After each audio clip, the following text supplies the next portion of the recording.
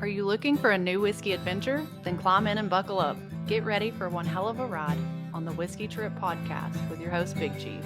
Join in as he and his guests explore whiskey and dive into whiskey stories from around the world.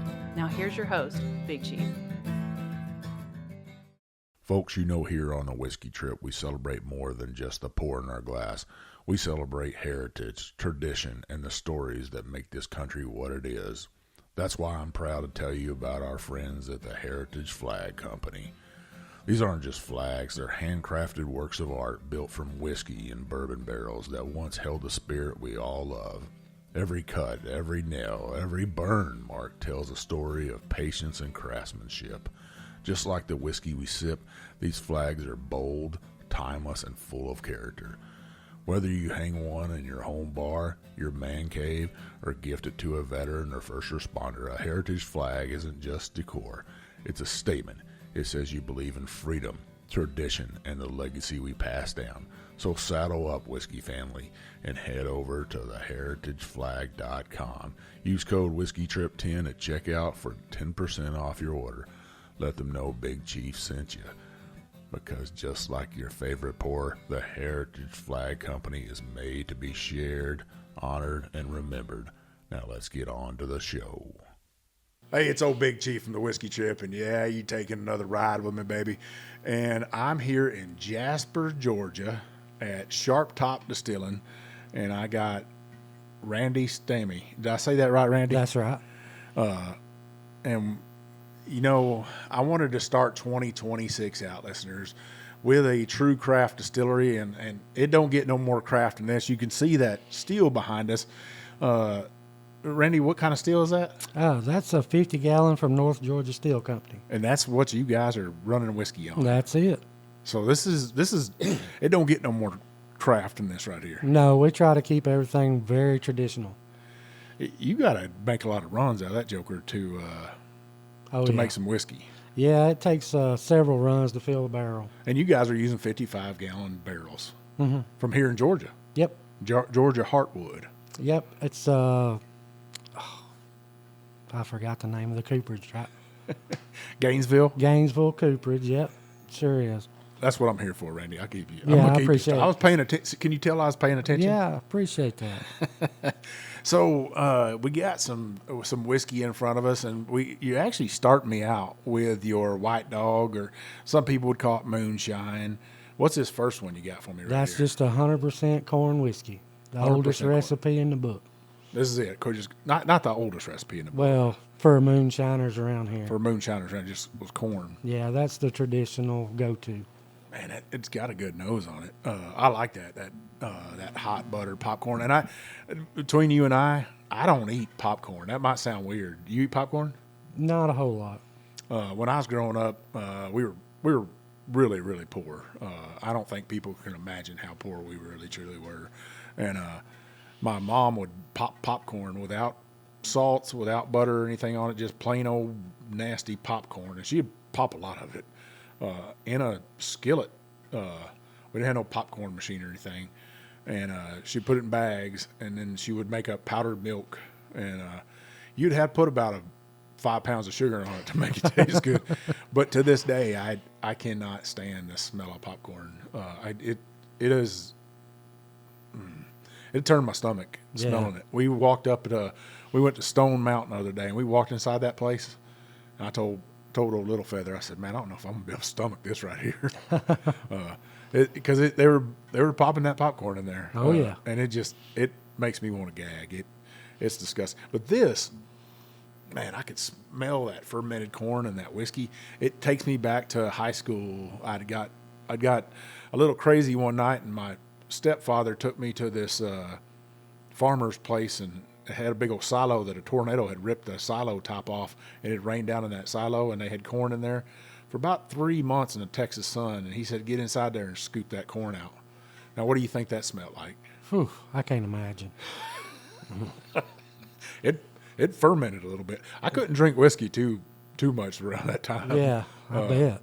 Now, I held it all together that day, and when we got home, my stepdad was like, you get on that tractor and you go down there to the pasture and take those cows a round bale. So I hopped on that tractor and went and got a round bale, and I didn't know he knew I stopped, but I stopped and I threw my guts up around outside this mountain we had on our place. And years later, went back home, and he's like, I want to ask you a question. And I said, yeah. He's like, you remember that time you scooped all that corn out? And I was like, yeah. I said, I didn't throw up. And he's like, you did though, didn't you? And I was like, what are you talking about? He's like, I heard that tractor stop, and I knew exactly what you were doing. I was down there getting rid of it. But let me taste this real fast, and we're going to get into SharpTop Distilling, and we'll talk about how you guys got going. Okay.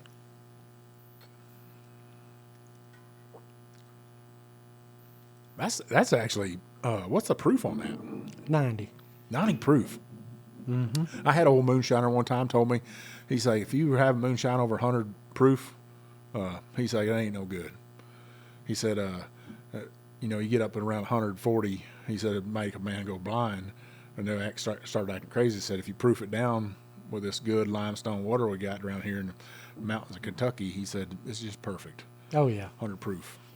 I tell you what, that's some of the best damn moonshine I've ever had. It's nice and smooth, and it's not a big burn to it. And this is just 100% corn. 100% corn, yeah. And I'm assuming you guys are doing really a sweet mash here.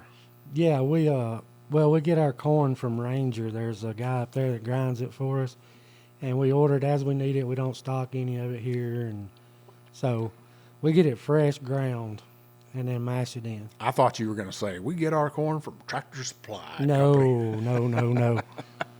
No. I bet you there's some people out there that are doing that. You can do it, I guess so. So SharpTop Distilling, we're here in Jasper, but there is a SharpTop Mountain, right? You kind of get in the shadow of it, almost 3,300 feet above sea level. We're up here in the foothills of the Appalachian Mountains, right? Right. Or is this the Appalachian Mountains? Well, this is the Appalachian, yeah. You'd consider Jasper the Yeah. Appalachian. How far are we from Atlanta here? Probably 50 miles, maybe 60 miles north of Atlanta. All right. But it'll take you 2 hours to get here. Oh, yeah. The little back roads. Yeah. I told you this morning, I texted you, and I said, why can't you people make straight roads here in Georgia? Well, it's not much flat ground around There here. ain't no straight roads anywhere. I think they figured out they could get more gas mileage out of you. The government could Yeah. build these country roads. So how did SharpTop Distilling come about? Well, my cousin and I both got interested in distilling. He had the genius idea to start the distillery, so we got together to collab on it and been doing it ever since. That didn't happen over whiskey, did it? No, actually there wasn't no whiskey involved. He gets something in his head and he runs with it, so he's hard to convince him otherwise. So you either got to go with him or get out of his way. Now we're sitting at this bar right here inside the distillery, and this bar, it's got to weigh a ton, but this ain't granite. This is marble from right here in the county. That's right. And that's what this area is famous for, right? Oh yeah, known for its marble. And what was how did they just somebody walking along and stub his toe on some marble or something? Pretty close, actually. Henry Fitzsimmons, this is back in 1800s, I can't remember exactly what year, was traveling. He was a stonemason. He was traveling back up north to go home and got drunk on the wagon, so the wagon driver got tired of him, kicked him off. Well, he's stumbling around the road, and you hear it several ways. He either tripped over one or fell and found an outcrop of marble. So he decided, hey, this is great stuff to build with, and he started mining it out of the ground. Really? Yep. And that's what this area is known for, really good marble. Oh, yeah, yep. Pure marble. So we've, the Lincoln Memorial made out of the marble from here. A lot of things, the headstones for most of the military, For Arlington and cemeteries. some of the state, yep. A lot of them came from here up until recently. That's where me and old Little Feather. That's where me and Little Feather are going to be buried at. Not at Arlington, but we'll be buried in a national cemetery. Probably I'd say in Texas is where we'll end up at. And man, it'd be nice if I could say, I got my marble headstone made right there in Jasper, Georgia, out of a mine there. I went there and I had to check it out and stuff. Pour some whiskey on my grave. Yeah. I hopefully that's a long time off and stuff. So you guys, you had to change some laws here, right? Yeah, we did. It's been, well, we have on our information, the first legal distillery in Pickens County, which is technically not true because there was a distillery here way back before Prohibition. And so it's been since the early 1900s, since any alcohol had been produced here legally. So everything had to be changed, all the ordinances to produce it legally and to sell it. So it was a little uphill battle, but everybody worked with us and got it taken care of. Now there was legal distilleries back here in the 1800s. Yes. What was one of those distilleries called? The Cagle brothers, or the Cagle family, had a big distillery from what I understand. Not far from here, just down the road off of 108. It's a little place they call it Cagletown. They owned the whole area. But that was, I'm not real sure what year that was in, but it was 1800s. I thought Kegel was something women did. No, Kegels they're a pretty good family around here. Been here for as long as Jasper's been a city, Huh. So, this area is known for moonshine and outlaws. Outlaws, yeah. And whoever decides, this is the closest distillery, I think. You guys should say this. We're the closest distillery. You can go to the distillery, drink your whiskey, and they'll haul you off to jail right across the street over here. Yeah. And then right next door is the courthouse. Right, yeah. I mean, you could take care of everything right here. Oh, yeah.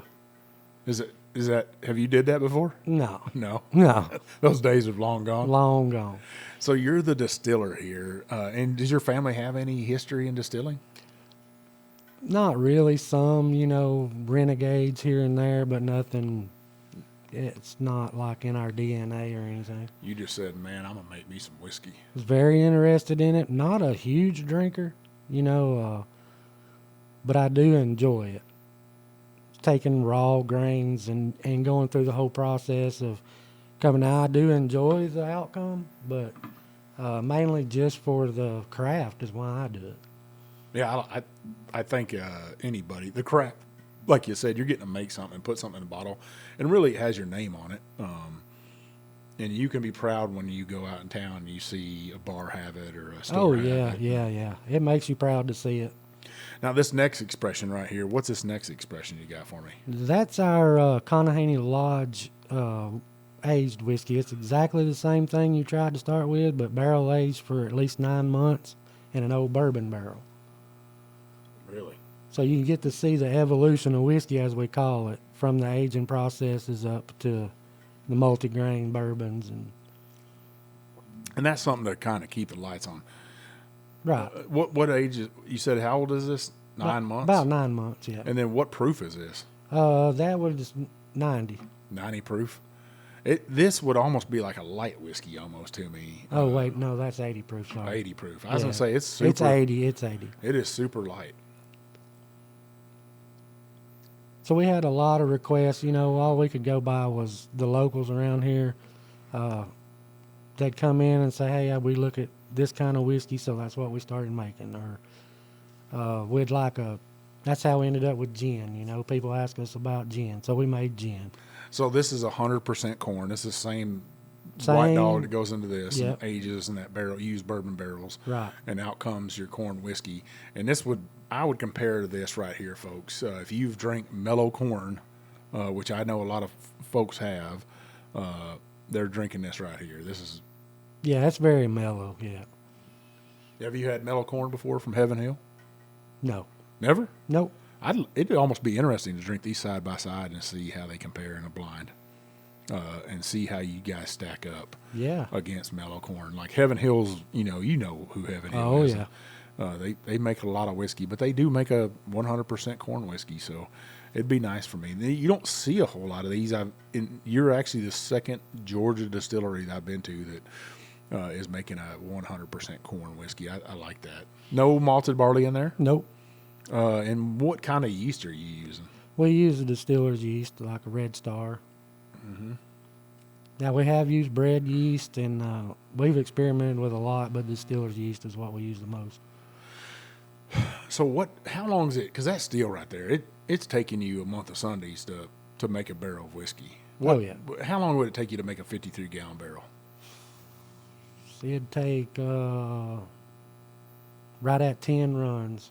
So if you do it by the hour, it'd take about 50 hours, 60 hours. So a little over a week probably of work, yeah. working. The time you do your cuts, you take the tails out and the heads off, and so you're only getting about 5 to 7 gallons of hearts out of that still. Wow, that's a lot of work. Yeah, it is a lot of work. But I noticed there ain't been nobody else up in this distillery today. It's just been Randy, Mike, and Mitch. That's it. So to come to Jasper from Atlanta, somebody drive an hour and a half up here, probably an hour. Yeah, They come up here. They come into the tasting room. What days are you guys open? We're open from Wednesday through Saturday. But Wednesdays we don't open till 6 to 9. Thursdays is 5 to 9. Fridays 5 to 9, and then Saturdays noon to 9. And they can come in here and buy your whiskey. Oh yeah, Even on Sundays? we're not open on Sundays. Not open on Sundays. You said that to me. So you selling your hooch out of here, your whiskey. Mm-hmm. You could make a barrel a week, but it'd probably take you 2 weeks to make a barrel. Realistically, probably a month. A month. Well, by the time you mash in and wait for the everything from start to finish, it'd take at least a month. Has anybody thought about, because you were talking about there's a bunch of old marble, there's quarries here, but are there some mines here like you could go into like a mine shaft and stuff? Mm-hmm. Has anybody thought about taking some of that whiskey and sticking it inside of a mine?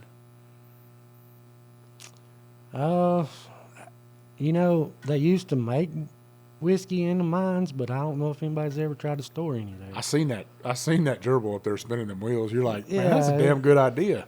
If you just left it there in there for 10 years, I guarantee you, man, something magical will come out. Oh yeah, it would. Because you don't have to worry about winter and you don't have to worry about summer. You'd probably have a constant temperature in there inside, as long as you didn't go too deep in there, right? Right, yeah. But if you went, maybe 100 feet in there and sealed it off and just kind of forgot about it. Yeah, that's a good idea. I know. might have to look into that. I'm the guy that sits in his pool all summer long and thinks about bad ideas. I don't say hold my beer because I'm going to drink it. I don't know if I can get the Marble Company to agree to that, but we can try. I bet you somebody's got to have an abandoned mine. I mean, what's the Surely, hurt? yeah. And then put marble whiskey on it, marbled whiskey. Marble aged whiskey. I'm just saying, people, if Maker's Mark can stick their stuff in a cellar and call it cellar aged, you should be able to call it mine aged. Yeah, should be able to. And that's as authentic as it gets. How dry? Have you been up in one of those mines before? A long time ago. As a kid or something? Yeah. Or a teenager? Yeah. And taking them women up in there? Well, I don't, Randy's like, come on now, you're making me blush. It just seems like that would be fitting for this county to have ties to it. I mean, I'm sitting at this bar, and I can't even. At first, I was like, "Well, let's move this a little bit." And then I was like, we probably don't need to be moving that. No, it's pretty heavy. Is it? Mm-hmm. I can't even imagine. The steel, though, is not that heavy, I would imagine. And I would imagine the other thing is that thing couldn't be used too many times. Copper wears out from the grains and stuff in it. And you guys have already thought about the replacement and stuff like that. What are you guys going to move to? Oh, we like North Georgia Steel Company a lot, and we're going to probably work with them to try to get a steel made just for us. They make a lot of good steels, but there's some things I'd tweak if it was me. And I want to step up to at least 150 gallon. So you have a kind of an onion head up there on Right. your steel, but your neck that comes off of it is straight. Is that one of the things you want to tweak? Is the angle of that, or do you know about that? I do know about that. Yeah, I do want to tweak that just a little. I really like this steel. It runs really good. It produces a lot of good alcohol, but I do want to change a few things. Yeah, I wonder how much viscosity oil that you're losing because there's no angle to that at all. It's No, straight out there. yeah. And if you dropped it down just a little bit, how much more oil would you get out of your whiskey? You know, I don't know. I want to try it. I've not done enough of that research to figure that out. I might know a fellow or two. Yeah, I'm sure you do. You know, we're still learning. We're doing our research and trying. That's what's important is you're a craftsman, right? Right. You ever seen the movie The Patriot I with have, Mel yeah. Gibson? Yeah. And how many rocking chairs he made in there? Oh, and he kept yeah. breaking them and stuff. Yeah, I did see that. I mean, it's kind of like that. Is that how you feel? Like, man, I can do this better. I can tune my craft. Yeah, the way I put it is we learn the expensive way through trial and error. You know, you buy grains, you make your mash, and if it works, it works. If it don't, it don't, you know. So, of course, as we researched, we got to learn better ways of doing it, and it actually turned out real well. Wow. I mean, I think that's pretty cool that you came from kind of construction Right. to this. And we were talking earlier, your body can only take that for so long. Right, yeah, you can only beat around on equipment for so many years. But distilling's not easy, but you're not cooking like giant batches, so it's probably not backbreaking. No, for me here, it's pretty laid back because we're so small. 50-pound bags of grain is about as much you're going to pick up. You Wow. know, so we don't do. A lot of these distilleries are, they weigh their grains by the tons. And their elevators and all that. I don't have that problem. Now, Jasper, we were talking about before we started recording. Jasper has some outlaws here in the past. Oh yeah, Some gangs, and I don't know what else you'd call them besides gangs. Yeah, they were Mafia, Dixie Mafia, different outlaw groups. They did. There was the Honest Men's Friends and Protectors. Was one of the most around here. Was the most popular, or the most notorious. They made whiskey up here on SharpTop Mountain. It was a bunch of different moonshiners got together and started policing themselves when people would turn them in, or they'd take matters into their own hands to keep from getting locked up. And it ended up boiling over until one night they went around and burnt, I'm pretty sure it was 7 houses, at least 7. They had burnt to send a message. And then the military got involved. Back then, I guess it would have been the militia. This is 1800s, And it started, put in effect the Comitatus Act, or where the military can't be used against its civilians, in 1878, I'm pretty sure, is when they passed that Posse Comitatus Act. And so there's a lot of history here that revolves around whiskey. I mean, I find that's very fascinating. When you look out here, you see SharpTop Mountain. I see a giant Jasper water tower right here out your window and stuff, and it's almost like you can reach out and touch history. And the building we're in is actually pretty old. It is. It's 1904, I believe it was. Wow. It's very old. It used to be the Pickens Progress. Well, actually, part of it still is. This half used to have the printing presses and some offices, but as time goes on, them big printing presses are obsolete. They go to digital computers. So this came available. Jason and his wife Jackie come up with the concept for all the design, every bit of it, and made it all nice and rustic looking, and it turned out great. I love it. This, to me, it's authentic to the region. And then they put these big old marble slabs in here for your bar, and they're sitting on bourbon barrels. And it just amazes me. I love it. I've enjoyed these first two, these corn whiskeys right here, folks. If you can drive to Jasper, see old Randy here and buy some of his whiskey, buy some of his corn whiskey. And we're on the second half, we'll talk about that. We'll talk about where you can get it, where you can order it from across the nation, because they can get it out to you. I'm sure Randy would be glad if you would buy some of the SharpTop. Oh, absolutely. Well, listeners, we're up against the first half. Stick with us. You can see in front of us, we got you a bottle of whiskey, a coffee cup, and a ball cap here as a giveaway this week. I'm going to keep 2026 rolling. This is the first episode of 2026 with a giveaway. You stick with us, and we'll be right back. Leaper's Fork Distillery is an artisan distillery working to bring back the history and heritage of a small batch whiskey production to Williamson County. The distillery crafts premium spirits using local ingredients and limestone filtered water to create superior spirits with a signature taste. Yeah, you know I love their wheated bourbon. Leaper's Fork Distillery is characterized primarily as a low-volume, low-impact concept of production. They are excited and honored about bringing back a lost art and industry to a county that always puts its history and heritage at the forefront. Visit them today at leapersforkdistillery.com. The Whiskey Trip is proudly sponsored by Guardian Coins, a veteran, family-owned and operated company that understand what it truly means to honor service, story, and tradition. Guardian Coins just doesn't make the challenge coins. They craft symbols of pride, legacy, and camaraderie. From military units and first responders to distilleries, brands, and special events, every coin is designed with purpose and built to last. Here at the Whiskey Trip, our official Whiskey Trip Challenge coin was brought to life by Guardian Coins, and it represents exactly what this ride is all about. Craftsmanship, community, and sharing a great pour with amazing people. From custom artwork to flawless finishes, Guardian Coins works with you one-on-one to turn your vision into something tangible, something you can hold, collect, and pass down.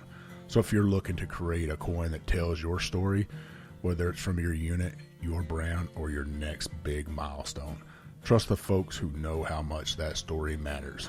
Visit Guardian Coins on Facebook and tell them Big Chief from the Whiskey Trip sent you. Now pour something good and let's get back to the ride. All right, listeners, I'm back for the second half of SharpTop Distilling and Randy here, their distiller.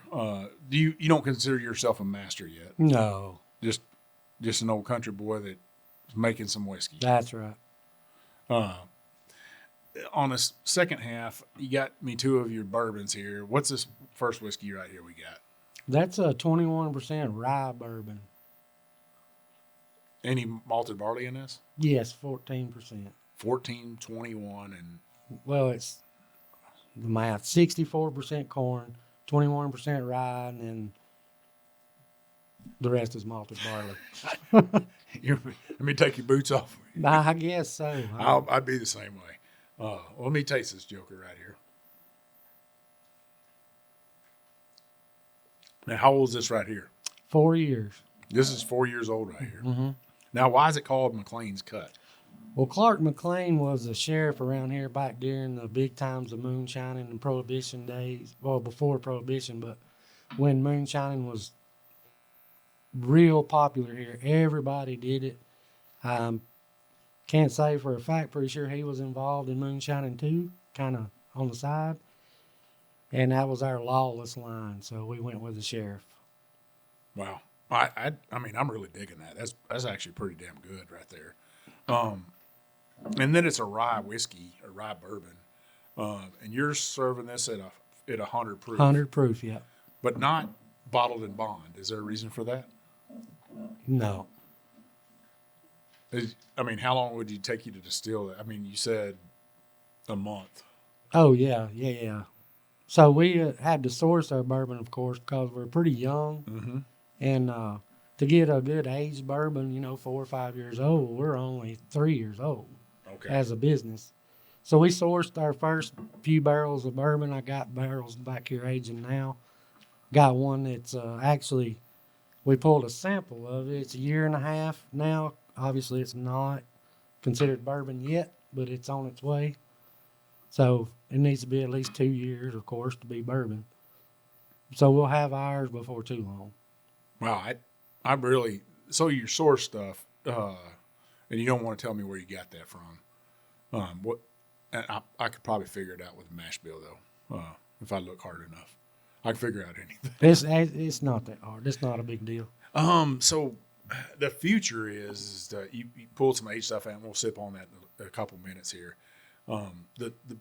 The goal is to have your own juice. Oh yeah. But you got to keep the lights on. and Yeah, stuff. bourbon's super popular. People come in here, that's the first question they get is, our bartenders get is, hey, you got any bourbon? So if you don't have bourbon, a lot of people are going to walk out. But you guys are keeping the lights on other ways too. You're helping bottle other people's stuff. We do contract jobs for other companies. We've got one, we do Battleground Spirits. We do all their stuff right now. We've worked with some guys out of Alabama on some stuff called Bogey Busters for golfers. And luckily, we're starting to work with Stony Burt on his stuff. Stony Burt's, it's a long story in history with him. He's a Georgia legend. His father was the legend. Yeah, he's got a podcast out. In the Red Clay, I suggest you listen to it. It is very entertaining. I don't want to speak much about it. That's Stoney's story to tell, but we're working with him and getting his whiskey going. He's had several issues with the other distilleries in the past, part of that's in his podcast too, so I won't get into that. But we're glad to have him. He's a super cool guy, and his story is amazing. You need to hear it. Wow, I'll definitely have to check it out myself because I love history. I love to learn, and especially when I go to a distillery, I want to learn as much about that region, their grain there. You guys are up here in some rocky soil. I know that because Oh yeah, my brother, he lives, Little Feather doesn't live too far from here. Rydell, did I say that right? I want to say Rydell, but it depends on who you talk to. Rydell, Georgia, and he's got some rock there for sure. Oh yeah, He's like, get on that tractor and move some of them rocks. So we went and moved some rocks the other day, but the rocky soil here would lend itself to planting rye, and I like that you guys are true to that because I can't imagine too much wheat grows up here. No, not a whole lot of weed at all. Now, as a distiller, you said you're always learning. Is there any things that are whiskeys that you were like, man, I want to try to make that? I want to do a wheated bourbon next. I tend to lean toward a higher wheat bourbon. I want to try that next. And then, there's several things that people's asked me about doing, and I don't really, like peanut butter and stuff like that. I'm not really into that kind of thing. I want to stick with multi-grains. I want to do a high rye whiskey and a probably 100% rye whiskey, really spicy. You're speaking my love language whenever you say wheated bourbon. Oh yeah, Anything wheat, I love it. Wheated bourbon to me is wonderful, and I want my own. I've had several of others, a lot of great ones, but I want to do my own. I've had just a couple of wheated bourbons in my life. Really? Yeah, just a few. I can imagine. If I could get my hands on it, I'm gonna buy it. It's almost it might be my curse is wheated bourbon. So we got your other juice here. This is how old right here? That's a year and a half. Year and a half. It's got a nice caramel nose to it right now. It does. It's actually coming a lot better than I thought it would. It's coming along pretty good. The color's great for its age. That's for a year and a half year old in Georgia. You can still tell it's young. It's still young. Yeah. It's got that corniness to it and stuff. Now, what's the mash bill on this? 100% corn. This is still 100% corn Yep. right here. Really? Yep. I'm digging this right here. We should put this up against mellow corn right here. I'm telling you. You got to find a bottle of that and try it. I'll do that. And see if how you compare them. I think you'll be shocked. Yeah. You got to give me a call, Randy, and say, Big Chief, you're right. Yeah, I'll definitely try that. So where can people buy your guys' stuff right now? Well, right now, the only distribution we have is through Sealbach. You can order it online. Can't get it locally because we don't have a distributor right now, except for here in the distillery. I mean, but Silbach you can get in, I think, 48 states Yeah. right now. And that's getting your whiskey out there. That's getting your name. So they could order all of your expressions, or what can they order on there? Right now we have the bourbon and the rum on Silbach. All we got on there right now. Did you say rum? Oh, I did. Yeah, I got something special for you. I want you to try. What do you got for me? Here you go. Let's try this out. You know, Randy, I'm an old dirty sailor. Yeah, I like hear that. scantily clad women. If I can get Miss Viv to do that, that's about as close as I'm getting to get to a scantily clad woman. Yeah, so anybody that's serious into bourbon and whiskey's heard of Seth Detlin, Detlin Bourbons, right? Yeah, well, Seth, I had him on my show last year. He came on, and we went over to over to Alabama and sat down with him out in the woods and recorded an episode. Actually, it was one of my first videos I'd shot and with a distiller, and it is actually a pretty good episode. I was pretty happy with it and happy with his whiskey. Yeah, he makes some good whiskey. Yeah. But he also made good rum. So this is a little over 8 years old now. Really? Yeah. He aged it. He made it. He distilled it. Aged it in wine barrels. We was fortunate enough to source it from him, and it is tremendously good. That is, that's got some. So this is barrel strength. It's about 117 proof. God almighty. You guys sell that here? Not at 117 proof, but yeah, we sell the rum. I need it just like this. This is a Christmas rum in a glass right here. Oh, it's awesome. It's got nutmeg. It's got raisin. It's got all these spices. Good. This might be one of the best damn rums I've ever had. Seth, if you're watching, you listening to old Big Chief, man, you got to get me a bottle of this right here, brother. I know other people wanted it, and they couldn't have it, but maybe I just slip that in my pocket right there and take that with me. This is, Randy, I'm telling you, I appreciate you as a craft distiller. It's hard as a craft distiller to make it, but to give another distiller a shout out, to give him credit for something, to say, hey, he's making, and you was telling me about it. I really appreciate that, and I think other distillers need to get on board with you. And the whiskey community is great. Distillers are great with helping each other out, but to go on a show and call out another distiller and say, hey, that's what America should all be about, is helping each other out. You know, I always say is rising tides raise all ships. Right. So that, to me, that's saying something. I say cheers to you, my friend. Well, Seth helped us out a lot. We can call Seth if we have a problem. He's always been there to help us. Not a problem. It's like you say, distillers are like a brotherhood. It's not, at first I thought, well, we don't need to ask them. They might have a secret. Now, most of them will share anything they know with you.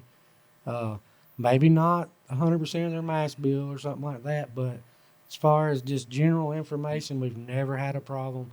And Seth's always helped us. So, of course, I'm going to shout him out. Yeah. We don't even try to hide it. The barrel still got his logo on them. You know what I mean? Well, I love it that you're giving him a shout out, and I love that you guys are being creative. You're thinking outside the box. A lot of people say the bourbon boom is over with, the whiskey boom's over with in America. Do you feel like that as a craft distiller? Well, the sale of alcohol dropped this year pretty good bit, and alcohol in general, not just spirits. Beer, wine, everything. So it's hard for me to say, but I think bourbon will stay popular for a good while. Yeah, I was telling old Little Feather, we were sitting out in the deer stand this morning hunting, and we were talking about distillers, and I said, there's a generation of drinkers that are starting to pass on, and right. And I think there's not enough of that attributed to the downfall. Is those folks that would go in and buy whiskeys by the gallon, right? They're not going to be with us much longer, or they're not with us anymore. Yeah. We'll raise this glass to them and say cheers to you that you drank so much whiskey, but it is that I think that has to do something with it and stuff, where people consumed a lot, and these newer generations aren't doing that a lot. They might have got burnt out on all these ready to drink, products out there, Right. White Claw and all that. Yeah. And maybe they should come back to this, to whiskey. Yeah, I think they should. And we have seen, like when we first opened, of course, as a new business, you get a lot of people in. But if you get to looking at our clientele, well, I would say a good 90% of them were 50 and older. Right. Very few young people come in. They do tastings, but very few come in and knew what they were looking for. Sure. But now the younger generation is starting to get, around here at least, more into the bourbons and the whiskeys. Well, like I said, I love it that you're starting to see that. You're starting to see those people pass on, and hopefully we can get the younger generation to understand craft whiskey, craft spirits, and they're coming here and buy stuff from you. And I hope people come to Jasper, Georgia, up here. Mm-hmm. There are plenty of people driving by here. They just don't know it. No, they'll no, drive over yeah. to Helen, Georgia, to kind of see a German town in America. Right. They'll go to Canton for antiques and stuff. But you say they need to come here and buy whiskey. Oh, yeah. This is a good little town, but we do get passed up. For years, Jasper was pretty dead. And eventually the council and everybody started seeing, and a lot has changed recently anyway, to put it mildly. Used to, you would have never in a million years imagined there'd be a distillery here. Oh, I couldn't see it with a courthouse and a jail. Yeah, right beside the courthouse. Yeah, so, yeah, it's coming a long ways. And we've got plenty of people on the council just trying to steer it in the right direction of entertainment and making it worth coming to. So, yeah, we're excited about it. Looking forward to the future. Well, I'm looking forward to coming back and visiting you guys and seeing what you produce and see how you come along and stuff. I think that's always important, to come back to distilleries and revisit you and say, hey, how did you grow up? How did you age? How does your whiskey age? Right. That's what I want to see. How did Randy fare? Did Randy teach the future distillers? I think that's always important. Oh, yeah. To teach the future and stuff. Well, we got this giveaway here, Randy. What are we giving away here? What kind of whiskey you got up there? Well, that's our bourbon, 100 proof, 21% rye bourbon. Our McLean's cut, Lawless. Then we got one of our signature coffee cups and one of our Richardson hats. Well, listeners, this is how you're going to win this giveaway right here. You're going to post an emoji, of a rock, because, that's what marble really is. You're going to tag 4 friends. You're going to follow SharpTop Distilling on Instagram. I really want you to pay attention to this. And then you're going to follow the Whiskey Trip. And then you got to be 21. You got to reside in the United States, because I can't get this overseas to you if you're over there. But please put in for this giveaway. I'm going to put it all week long. On Monday evenings, I get on there on Instagram and on Facebook, and I tell you about who won it and stuff. I want you to win this giveaway right here. You won't be disappointed in it. I guarantee you that. What a great giveaway from a craft distillery. Giving away more than you take. That's my mantra, I guess, nowadays, is I want people to feel like, even though craft distilleries, they need all your help, they're going to give back something to one lucky listener here. So a picture, emoji of a rock, tag 4 friends, follow SharpTop, follow the Whiskey Trip. It's that easy.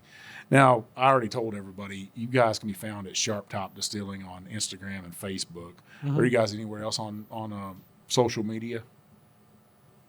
No, that's Instagram and Facebook. Yeah, that's it. Randy, you're not on TikTok dancing around? No, No? I don't do the talk. Well, I appreciate you coming on here. Any last words to listeners out there? Visit your craft distilleries. You hear these big names and it's real popular, but go try out the craft stuff, because you don't know what you're missing if you don't try it. Well, Randy, once again, thank you for sharing your whiskey with me. Yes, sir. Sharing your craft with me, and inviting me and little brother, old Little Feather. He told me not to call him my little brother anymore.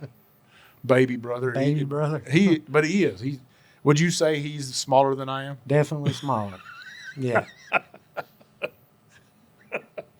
I could say so many things about that. We're not going to go there, though. Well, Randy, once again, thank you.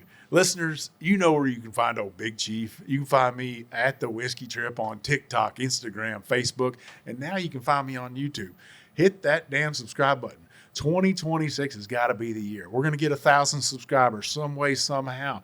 Go over to YouTube right now and hit that subscribe button if you're listening. If you're watching and you haven't subscribed, why not? I know you've come back. You come back for these giveaways. You come back for my big old giant smile and my humor. I'd really appreciate it. You know what I say? If you're listening to me, listen to old Mark and Matt from the Bourbon Life. Yes, indeed. Give them a listen. If you like what they're saying and what I'm saying, leave us that 5-star review on Apple Podcasts. That review, those comments, they help open up the doors to distilleries like SharpTop here. They get great guests on my show like Randy. Get him to laughing, smiling a little bit, telling his stories of Jasper and the Appalachian Mountains here. And I think that's great content for your drive to work and drive home. Take those comments, you post them over on Facebook, on my reviews on Facebook. I'd really appreciate that. Keep coming back for the giveaways. If you haven't been to the whiskeytrip.com and bought some of my merchandise, I'd like for you to go over there. That merchandise sales, they help me get down the road. They help me buy new equipment. You can buy one of my Whiskey Trip coins. Like I said, there's only 3 ways you're going to get one of those coins. Either I do it as a giveaway, I stick one in your hand, or you go to my website and buy one. They don't cost you that much. I guarantee you, if you're a military veteran and you want to check this coin out, you can buy one of my rocks glasses. It fits in my giant hands. It won't break like that other kind of glass. You can buy one of my Bourbon Bullshitter t-shirts or one of my Whiskey Trip hats. I'd really appreciate it. Keep listening. This is going to be a great year for you. I got some great guests coming up, like Randy here. You don't want to miss it. This is old Big Chief, and thanks for taking this ride with me, baby.